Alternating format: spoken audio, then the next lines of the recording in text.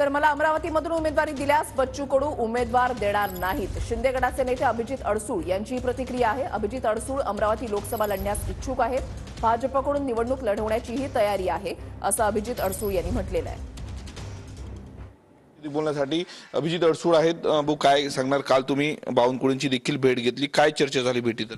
जर चुकीचं तिकीट वाटप झालं तर 400 पार आज आम्ही शिवसेना आणि भारतीय जनता पार्टी मिळून कुठेतरी 400 पारचा आकडा कुठेतरी विचार करतो आहोत की नरेंद्र मोदीजींना आपल्याला पुन्हा पंतप्रधान बनवायचं आहे. परंतु अशा पद्धतीने चुकीचं वाटप झालं तर नक्की ती हातून जाऊन आणि नक्की त्या ठिकाणी लकीली अमरावतीचेच अजून काही नेते त्या ठिकाणी उपस्थित होते आणि त्यांनी सुद्धा त्यांच्या भूमिका अतिशय तीव्रपणे आमच्यापेक्षा तीव्र भावना या त्यांच्या होत्या की कुठल्याही प्रकारे त्यांना जागा भारतीय जनता पार्टीची देण्यात येऊ नये.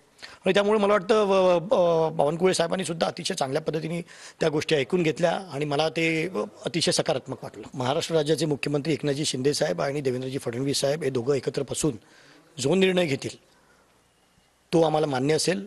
त्यांनी जर सांगितलं शिवसेनेवर लढवायची तर आम्ही शिवसेनेवर तयार आहोत.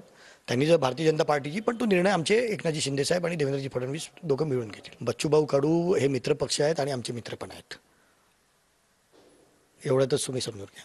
जिव्हाळ्याचे मित्र आहेत, आमचे जवळचे आहेत. आम्ही कधी कोणाशी संबंध वाईट केलेले नाहीत, ना कधी कोणाला उलटं बोललो, ना कधी कोणाबरोबर आम्ही खाजवले.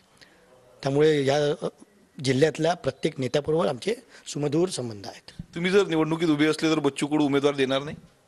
नक्कीच नाही देणार. कॅमेरामॅन दातोंडेसह मी स्वप्नील उमाप, TV9 मराठी.